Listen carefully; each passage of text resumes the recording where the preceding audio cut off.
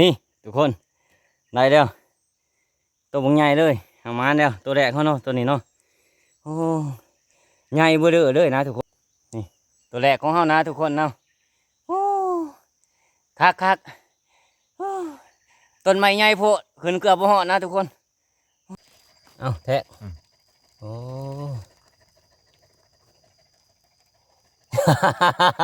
สำคัญกับแขนในบ้านดีอ่ะได้แล้วทุกคนที่โต๊ะห้าจอเมื่อกี้เนาะนี่เอาทักทายสบายดีทุกคนกำลังตื่นแต่นอนตื่นแต่เช้าพุ่นแหละฝนตกเลยนอนต่อแล้วก็ตื่นเนี่ยมันแดดออกวันนี้สีผ้ามาไป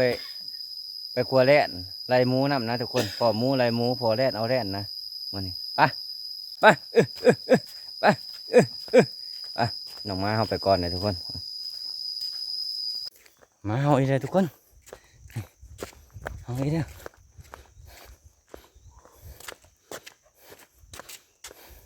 มันก็ไล่เฮาอีกแล้วทุกคนเด้ตัวมันใหญ่เลยทุกคนเห็นแล้วทุกคนเห็นได้เลยมันใหญ่เลยนะทุกคนโอ้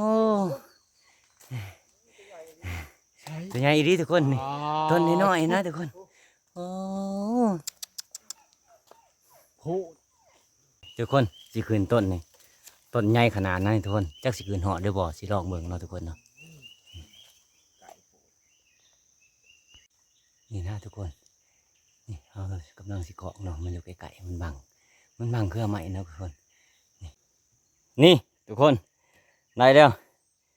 ตัวบางใหญ่เลยเอามาแล้วตัวแรกเขาเนาะตัวนี้เนาะโอ้ใหญ่เบ้อเด้อเลยนะทุกคนตัวนี้โอ้ใหญ่ดีนี่ตัวแรกของเขานะทุกคนเนาะโอ้คักโอ้ต้นไม้ใหญ่โพดขึ้นเกือบบ่ฮอดนะทุกคนใครเนี่ยแต่ว่าขึ้นเหาะเนาะฝนก็ตกเมือนก็เมือนอ่ะเอาสิเอาใส่เสี้ยวกันวันนี้ใส่เสี้ยวเดี๋ยวเราก็ไปต่อเนาะทุกคนเนาะอันนี้เนาะแต่ของผลงานมันเนาะผลงานในมือนี้เนาะตัวแรกเลยโอ้ขี้คุยอีกว่าอยากบอกก็เฮาเฮ้ยได้ประมาณเนาะมือนี้ห่วยในพาดบัวไหลแต่แรกเลยนี่เฮ็ดปัวเขาก็ไหลทุกคนนี่มันอยู่บนแรกเลยนะในพาดนี่เขาสิให้ในพาดมองเก็บเนาะเขาสิไปเกี่ยมเครื่องของถ่ายอยู่นอกเนาะเก็บเลยในพาดเด้อเดี๋ยวเขาจะไปถ่ายอยู่นอกเอาแทะโอ้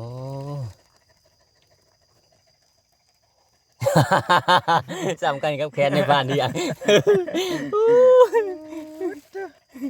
แขนจะหน่อยกว่าหางเลย ใหญ่ดี โอ้ยเบาไป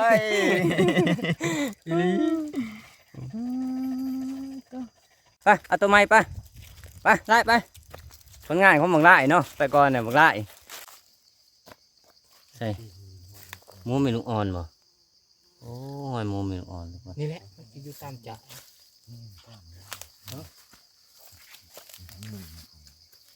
ไปมันไปทุกคนแล่นขึ้นต้นไม้อีกแล้วมันตื่นมาเฮ้ามันแล่นขึ้นต้นไม้นะทุกคนนี่นะทุกคนนี่มันแล่นขึ้นต้นนี่ต้นแสนค่ำทุกคนนี่ต้นนี้ในพานมองเห็นทุกคนเตียงกูม้าอะไรในพานมองเนี่ยไก่บ่ไก่ก็ยังได้เห็นต้นนี้นะนายพานว่าสิขึ้นนายพานเองว่าสิขึ้นเจ้าถามว่าเจ้าสิขึ้นก็ขึ้นถามว่าเจ้าบ่ขึ้นเลยให้เจ้าขึ้นซะต้นนี้มันน้อยโพด โอ้มันเนาะให้เจ้าขึ้นปล่อยขึ้นฝนมันตกนะ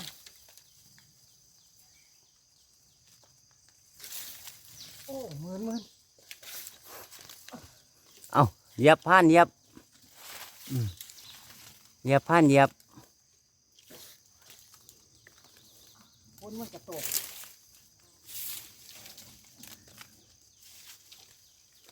ต้นนี้มันน้อยเลยให้เพิ่นขึ้นเนาะในผ่านบ่ไหลซ้ำทุกคนมันเข่าโกนเนาะโกนกกแสงค่ำมันแข็งเขาได้บ่ได้บักเอานะทุกคนเขาสิไปหาตัวใหม่ต่อเนาะเพราะว่าเขาเห็นห้อยหมูเลยหมูไม่ลูกอ่อนเขาสินำห้อยมันเลยเ เอามานำห้อยมันเลยเอาว่ามันทันเขาก็เอาพอได้มาเนาะทุกคนเนาะมานี่ทุกคนนี่มามันไหลขึ้นต้นนี้นะทุกคนคิดว่าต้นนี้เนี่ยมันแห้งขึ้นเบิ่งต้นนี้เนาะนี่ต้นเอียงวะนี่ต้นอันนี้นี่ดีผ่านที่ยังมาน้ำดังเห็น จนผ่านมองจนนี้ปลาเลยยังแต่เฮาอยู่เนาะเดียวเบิ่งแล้วผ่านที่ยังมาน้ำดังเดียวเห็นเอาสิขึ้นเองได้ตัวนี้มันใหญ่เนาะนายผ่านว่าสิขึ้นโอ้นายผ่านสิขึ้นเองเนาะตัวนี้กันเป็นกัน แย่งกันขึ้น จะน้อยเมื่อยกินได้อีบ่แล้วมันจะมาหมื่นพ้นตก สิป้ามันอะไรตัวนี้คือว่าห้องยางออกไปเลย โอ้ย มาเกี่ยวไปงูมากนายผ่านเองเกี่ยวมาว่าอยากเบิ่งอีกผู้ผ่านเฮียงมาผู้ดีผ่านเฮียงแนมขึ้นหัวเดียวเห็นแต่ขามันนะทุกคน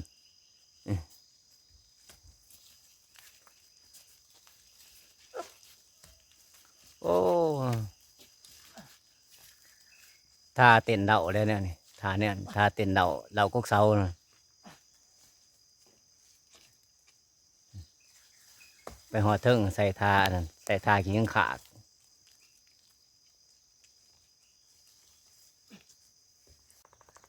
ถามมันโตนลงมาเฮาก็สิหับนะทุกคนนี่ในผ่านเพิ่งขึ้นของเนาะแล้วมันโตนเฮาก็สิหับเรียบร้อยแล้วทุกคนเรียบร้อยแล้วโอ้เรียบร้อยตัวที่สองเนาะพูนใหม่จนสิหักทุกคนใหม่จนสิหักนะทุกคนมันชุดว้ายเอาดีดิ ผลงานอีโซเฟียนะทุกคนนี่เป็นต้นไม้น้อยเด้ออีโซเฟียเห็ดนี่ทุกคนแถมที่สองในมือนี้ได้ทุกคนให้ผ่านเลี้ยงเอาลงมาแถมที่สองโลป้ายเนาะใหญ่เนาะโอ้สูสีกันเลยว่ะแหลมนี่เจ้าของมันทุกคนอีโซเฟียนี่อีโซเฟียเจ้าของมันนี่นะทุกคนนี่สองตัวนี่เอาสิว่านักอะไรเนาะเอาสิลองย่อเบิ่งเนาะโอ้สองตัวนี้ น้ำลงไป เกือบ4 โลผมบ่อยาก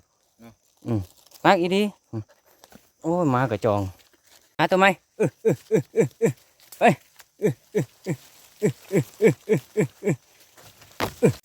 เฮาสิไปนำหมูต่อเนาะทุกคนนี่ในบ้านเฮียงเฮาแลนนัดบ่ทันนะทุกคนหมูแลนไปนี่ประมาณ10 กว่าตัวเนี่ยหมูสุกเนาะเทิงลูกเทิงแม่มันแลนไปนำต่อเนาะเอามานำขึ้นเร็วขึ้นกำลาอะไรนี่ขึ้นต้นยิ้วนี่โอ้ไปขึ้นต้นยิ้วอีกแล้วขึ้นก็ขึ้นต้นยิ้วนี่เนาะโอ้ยตายดิขึ้นต้นไหนบ่ขึ้นมาขึ้นต้นยิ้วอ้ายสิบืนได้เนาะผ่านมองเป็นสีหิงโอ้ฮับรั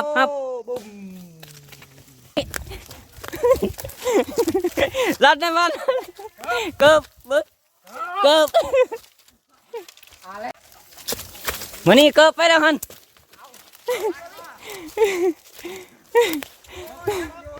เกือบมาแม่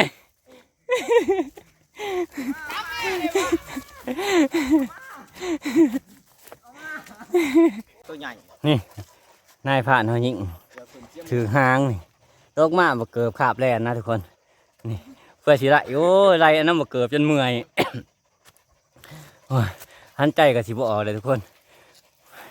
ไล่บ่เกือบขาบแล่นเอาไล่แล้วเขาก็รอเมื่อเลยเนาะผ่านออกมารอเมื่อพอมันเพลนเอาสิไปหากินเขาเพลนก่อนมันว่าอากาศมันดีนี่เขากะสีมาหายางใหม่ผ่านออกมาหายางใหม่นะทุกคนตอนกลับเมื่อกินข้าวเที่ยงเนาะ เอายางมาเพาะไฟไหม้นะทุกคนเอาสิปลูกบักแตงไว้กินยามเดือนเก่าเดือน10เนาะทุกคนเนาะปลูกฝากไว้ปลาเนาะฝากไม่เจ้าธรณีเพิ่นไว้เองถ้าบักแตงให้ปลูกไว้เวลาเขามายามเดือนเก่าเดือน10พอได้เก็บกินนะทุกคนเอาสิปลูก2 คุมไว้เนาะคุม1 2ปลูกข้างในบะเลยแต่ง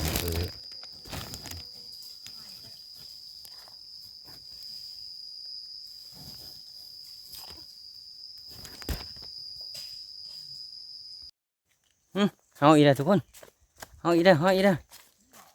ทุกคนเห็นบ่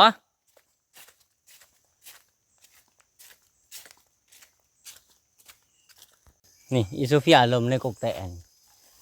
แม่นโลกคำลมแนวนี้แต่ว่าเฮาบ่เห็นมันมีโกนบ่จักมันก่อนเป็นแต่ว่าโซเฟียเป็นต้นนี่แต่ว่าบ่มีจะได้ฮันเดโกนนี่โกนทุกคนนี่มาสิลองขึ้นเบิ่งนี่ขึ้นได้บ่นี่เห็นแต่เขาขึ้นต้นยิ่งว่าจะขึ้นต้นแตะขึ้นเบิ้งลองขึ้นเบิ้งพันทองแขหัว พันทองเป็นคอแก่มือเอาเบิ้งลองแก่เบิ้งมันยา คันบ่เห็นก้นอยู่นี่แหละขึ้นน้ำเลยเด้อขึ้นไปซองเบิ้งแถวเถิงผู้มันอาจจะขึ้นแถวใบผู้แหละ ขึ้นหอดเพราะอะไรพระ ไม่คือปุ่งใหญ่เลย ขึ้นไปหอดบอลผู้จะว่าตีจะขึ้นบ่ได้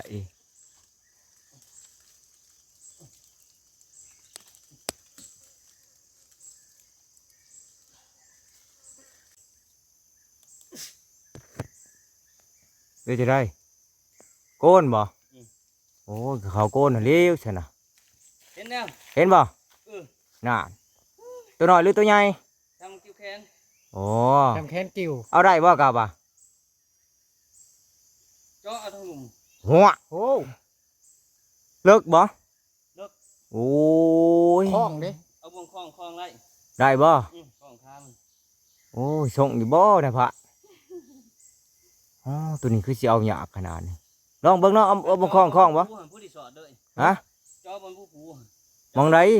บอลมันพุ่งครับบ่ มองปุ้งนี่ บนผู้ผูเห็นได้ไหมตายนี่มาเบิ่งทางนี่มันตายทางนึงทุกคนเนี่ยเอาสิขอกเอาส่วนในพานเฮียงเพิ่งก็ไปเอาตัวใหม่เนาะพอมาเฮาอีกตัวหนึ่งนะทุกคนเอาสิขอขึ้นของเอาตัวนี้เอาสิของค้ามันนี่ร่องเบิ่งนี่ว่ามันสิดึงออกไหลหรือบ่เนาะเอาสิรอกเนาะอันดึงบ่ได้เฮาก็สิจ่อข้างล่างเนาะทุกคนเนาะเฮาของเอาบ่ไหลเนาะทุกคนเอาลงมาเฮาสิเฮ็ดไม้กาดขึ้นแล้วก็สิจ่อเอาเนาะทุกคนเนาะเพราะว่าทุกคนมัน กำลังใจให้ดอก ใครแต่ว่าก้นปวกเนาะโอ้ก้นไม้อันนั้นเนาะ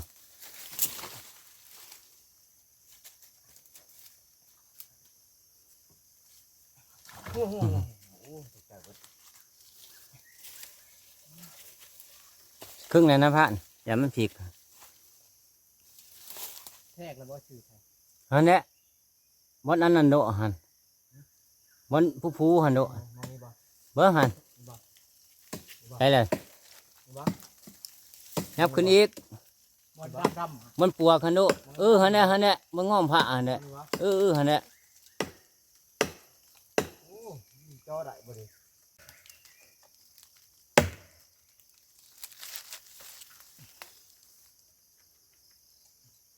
ในผ่านเขาคือเบียงขีน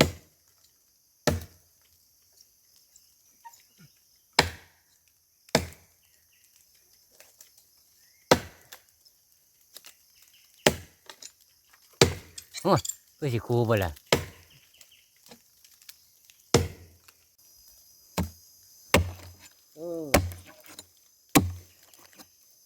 รับได้อีกกัน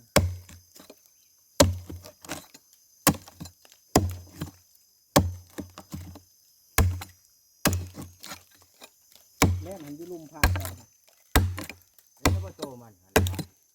มา พิ่นบ่เห็นดอกเพราะว่าไปทางลูกลิง อ๋อก็สิฮอดโตมันนั่นแหละ นี่เฮ็ดบ่หางมันเด้อก็สิเกี่ยวหางมันออก เดี๋ยว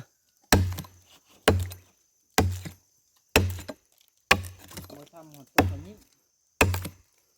เป็นวัน นี่หางมันทุกคนนี่นี่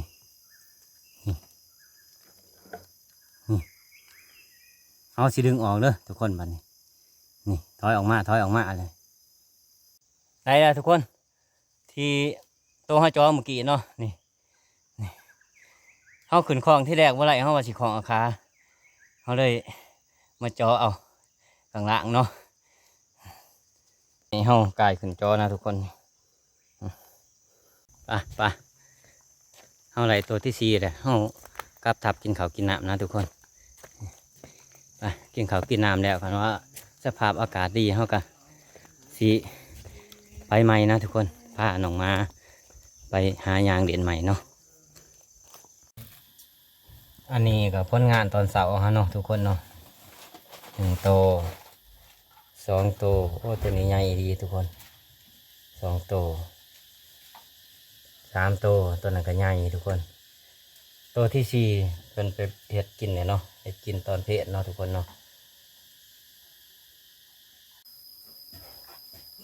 ทุกคนปล่อยแล้ว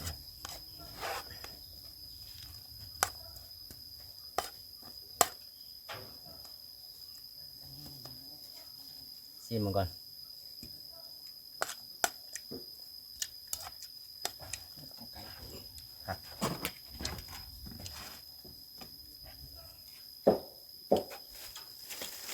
ให้มาบวงมัน สดด้วยวันนี้นี่พริกดิบ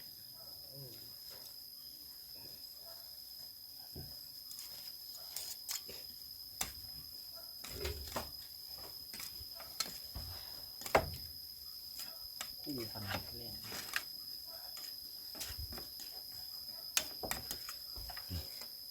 ห่อนเข้ามาใส่ให้มันเปียกแค่หน่อยนะทุกคน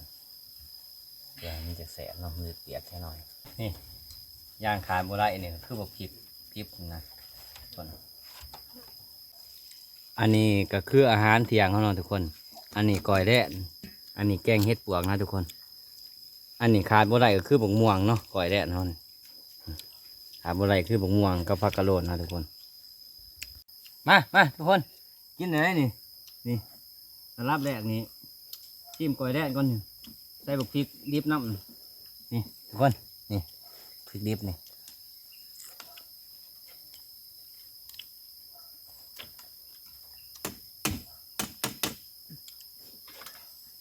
คำที่2มันชิมเห็ดปวกนะทุกคนแกงเห็ดปวกอันนี้ผ่านหม้องแกงเนาะว่าสีแซ่บคือเพิ่นว่าบ่ ไม่แง่สิยัง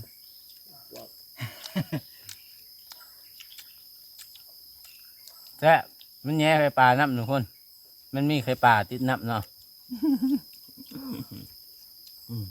มาแล้วลาบ3เนี่ยเขาสิเอาบกม่วงคุยใช้กับก้อยแร่นะ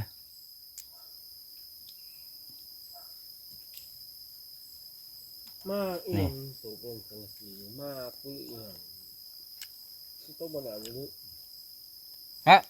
มากินกัน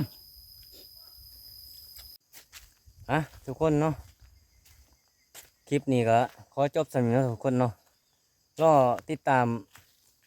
คลิปต่อไปเนาะทุกคนเนาะตอนนี้มันก็มืดเลยนะค่ำเลยทุกคนฝนก็สิตกขอมุกขอบใจที่มาติดตามและรับชมเนาะแต่ก็อยังอื่นก็ขอฝากส่องในผ่านน้ำเด้อทุกคนเด้อ